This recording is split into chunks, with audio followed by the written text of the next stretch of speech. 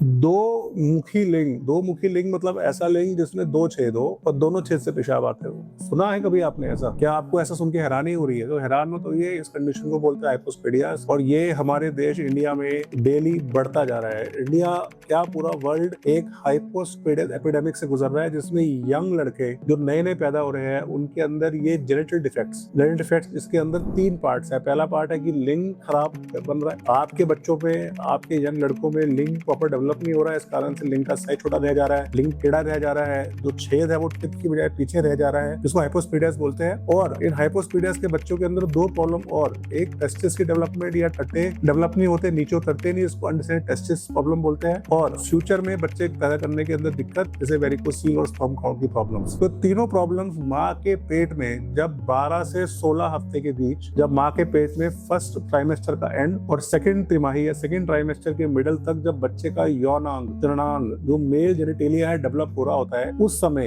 ये गंदे भद्दे पोल्यूशन, हवा के अंदर आर्सेनिक, पानी के अंदर फर्टिलाइजर पेस्टिसाइड, खाने के ऊपर स्प्रे किए गए पेस्टिसाइड, और सबसे इंपॉर्टेंट जो ये प्लास्टिक के बर्तनों में गर्म कर करके हम खाना खाते हैं, इससे आने वाले एंडोक्राइन डिसरप्टर्स जैसे बीपीए या और केमिकल्स, इनके कंजम्पशन से माँ के पेट में इन बच्चों के जो जेनिटल ऑर्गन्स है उनके डेवलपमेंट में इशू आता है, और ये बच्चे पैदा होते हैं इस गंभीर समस्या के साथ जिसको बोलते हैं हाइपोस्पेडियास। हाइपोस्पेडियास एक फंक्शनल प्रॉब्लम भी है और एक कॉस्मेटिक प्रॉब्लम भी है, क्योंकि अगर किसी बच्चे का जो छेद है वो प्रॉपर जगह नहीं है तो उसको तीन प्रॉब्लम हो सकती है। पहली प्रॉब्लम, उसके लिंग की ग्रोथ प्रॉपर नहीं हो पाती, लिंग छोटा रह जाता है। दूसरा है, लिंग सीधा होने की बजाय लिंग टेढ़ा हो जाता है, इस कारण से कर्वेचर रहता है। तीसरा, क्योंकि पेशाब की टिप आगे नहीं है पीछे है, इस कारण से पेशाब की धार पतली फैल के आती है, पतली आती है, रुक के आती है, कई बार कपड़ों में निकल जाती है, और इससे होने वाले बच्चे की हीन भावना, डेवलपमेंट, फ्यूचर मैरिज, फ्यूचर बच्चों में दिक्कत आती है। तो इसका इलाज क्या है? इसका इलाज है हाइपोस्पेडिया सर्जरी। पर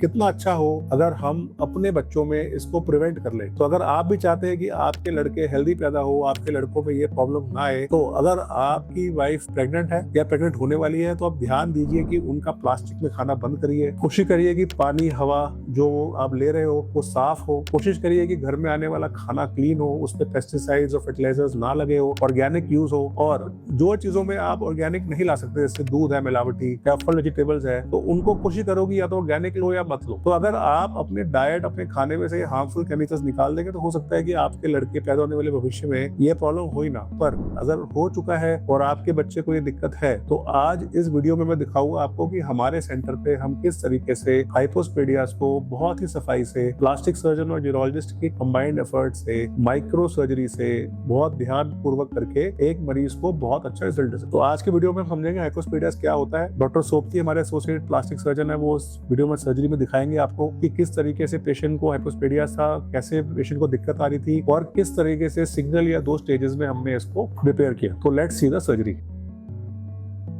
तो आज हम सर से समझेंगे हाइपोस्पेडियास क्या होता है। एज अ पेरेंट आपको क्या जानकारी चाहिए, आपके बच्चे को अगर ये प्रॉब्लम है तो इसका अच्छा इलाज अवेलेबल है, और उसके इलाज में क्या क्या कंपोनेंट्स है, कितना टाइम लगता है, ये सब डॉक्टर साहब आज हमें गाइड करेंगे।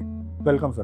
तो सर ये हाइपोस्पेडियास होता क्या है, मतलब व्हाट इज हाइपोस्पेडियास? बेसिकली ये जो हमारी पेशाब की नलकी है जो लिंग के नीचे से आ रही है, उसका फेलियर हो जाता है पूरा बनने का। ये बनावट के टाइम ही ऐसा डिफेक्ट हो जाता है, तो ये कहीं पर भी छूट सकता है। तो उसके आसपास के टिश्यूज भी, क्योंकि वो फाइब्रोटिक होते हैं, तो वो पेनिस को भी नीचे खींच लेते हैं, और जो पेनिस के ऊपर वाली स्किन है वो भी नीचे से नहीं चिपकती हुई दिखती है। तो बेसिकली ये कंजेनाइटल एनोमली है, ये पैदाइशी जन्म से प्रॉब्लम है। तो हमारे पास कई बार पेरेंट्स आते हैं बहुत छोटा बच्चा लेके, एकदम 2 महीने का 3 महीने का, कि सर इसका लिंग में ये दिक्कत आ गई है, इसका छेद नीचे है, इसको रिपेयर कर दो। तो क्या 2 या 3 महीने की उम्र सही समय है इसको रिपेयर करने का? नहीं, आइडली हमारे को पेनिस एक डिसेंट लेंथ का चाहिए। 2-3 महीने पे सिर्फ पेशेंट्स को रीअश्योर करना होता है कि ऐसी कोई प्रॉब्लम नहीं है, बच्चा ठीक हो जाएगा, मैनेज हो जाएगा। पेनिस की ग्रोथ पे डिपेंड करेगा। कुछ पेनिस बच्चों के ज्यादा लंबे होते हैं तो हम उसको 2-3 साल की उम्र पे भी कर सकते हैं। 3 साल से पहले जो होता है बच्चे को याद नहीं रहता, तो कुछ लोग कहते हैं कि स्कूल जाने से पहले 3 साल से पहले सब खत्म हो जाए, पूरे ऑपरेशन हो जाए, तो बच्चा स्कूल में एज नॉर्मल जा सकता है। तो बेसिकली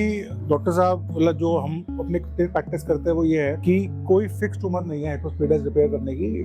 जो लिंग है जिसमें हमने ऑपरेशन करना है वो लिंग ऑपरेशन के लिए तैयार होना चाहिए। उसके अंदर एक पर्टिकुलर साइज, कंसिस्टेंसी, टिश्यू, तभी उसको हम रिपेयर कर लेते हैं। मास, हाँ जी। तो ऐसा कोई फिक्स टाइम नहीं है कि हमने साल, 2 साल, 3 साल पे करना है। अगर आपका बच्चा छोटा है या आपका बच्चे की ग्रोथ पूरी नहीं हुई है तो जल्दी कई बार हाइपोस्पेडिया करने से नुकसान ज्यादा होता है बेनिफिट से कंपेयर। तो डॉक्टर साहब जैसे हाइपोस्पेडियास का रिपेयर है, कई लोग कहते हैं कि ये यूरोलॉजिस्ट करेंगे, कई लोग कहते हैं कि ये प्लास्टिक सर्जन करेंगे, कई लोग कहते हैं कि ये पीडियाट्रिक सर्जन करेंगे। तो क्या कोई मापदंड है कि कौन सर्जन इसके लिए बेटर है, या जो सर्जन ज्यादा केस करता हो, ज्यादा एक्सपीरियंस हो, वो इसके लिए बेटर है? नहीं, एज जैसे जैसे सर्जरी करते जाते हैं तो आपको इम्प्रूवमेंट तो स्किल में होती जाती है, वो तो there is no doubt about it. But if the surgeon feels, क्योंकि यहाँ काफी ओवरलैप है, न्यूरोलॉजिस्ट के पास भी जाते हैं ये केसेस, प्लास्टिक सर्जन के पास भी जाते हैं, पीडियाट्रिक सर्जन के पास भी जाते हैं। तो इफ यू आर कंफर्टेबल कि यस आप अच्छा रिजल्ट दे सकते हैं तो आई डोंट थिंक कोई हार्म है। बिकॉज बेसिकली जो सारे अच्छे ट्रेंड सर्जन ही होते हैं। तो हाइपोस्पेडिया जो actually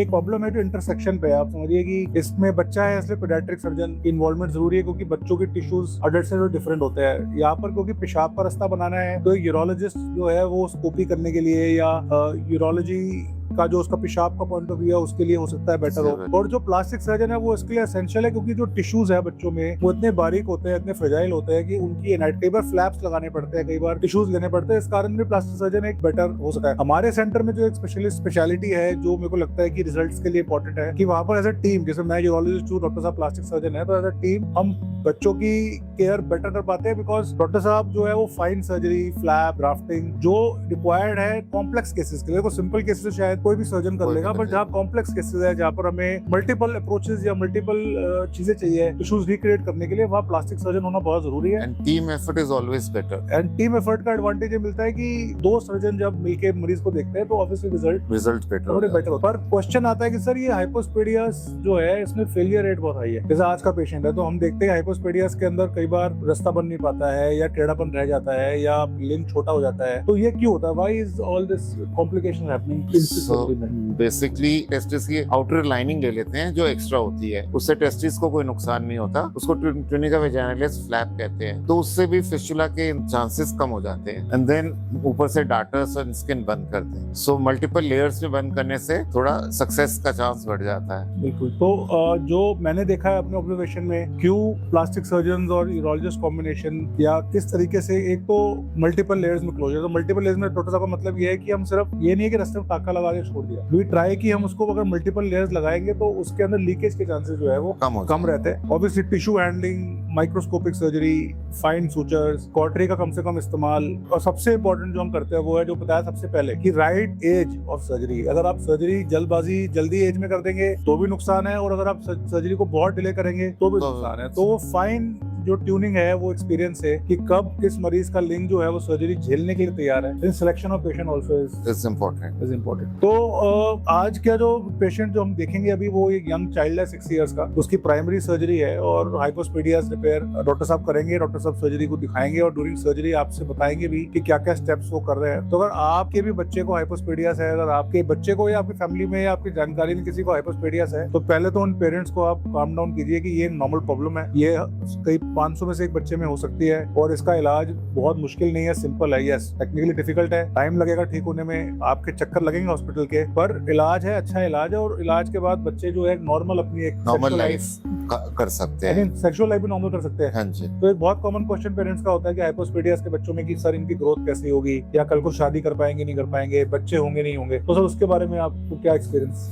So most of the times testes normal होते हैं, so hormonal profile normal हो जाती है। Once this is repaired तो patient is through with it, उसको long term कोई ज्यादा दिक्कत नहीं आनी चाहिए। तो मतलब लंबे टाइम बच्चे वगैरह ठीक रहते हैं। हाँ, तो life should go smooth, married life should also be smooth। जैसे आप बहुत सारे क्लेफ्ट लिप, क्लेफ्ट पैलेट करते हैं, आपने देखा होगा जो मुंह फट बच्चे होते हैं, क्लेफ्ट लिप बच्चे होते हैं, वो रिपेयर के बाद बिल्कुल नॉर्मल होते हैं। तो उसी तरह इसकी रिपेयर के बाद रिपेयर भी नॉर्मल होता है। तो इसका कोई ग्रोथ पे, पेनिस ग्रोथ पे असर, या कोई आपको लगता है कि जैसे आप पे लॉन्ग टर्म फॉलोअप है, आप कुछ सालों से सर्जरी कर रहे हैं, तो आई थिंक 20 साल 25 साल के बाद बच्चे एकदम नॉर्मल लाइफ लीड करते हैं। इसमें कुछ तो अगर टाइमली सर्जरी करा ली जाए और टाइमली इंटरवेंशन कर लिया जाए तो आपका बच्चा नॉर्मल भी हो जाएगा, और उसके बाद नॉर्मल एक मैरिटल लाइफ और फ्यूचर लाइफ उसकी नॉर्मल चलेगी जी। पर एसेंशियल है कि आप इसको टाइमली डॉक्टर को दिखाए, सही समय पे इलाज कराए और सही डॉक्टर से इसकी सर्जरी कराए, तो आपके बच्चे का फ्यूचर जो है वो सिक्योर हो सकता है।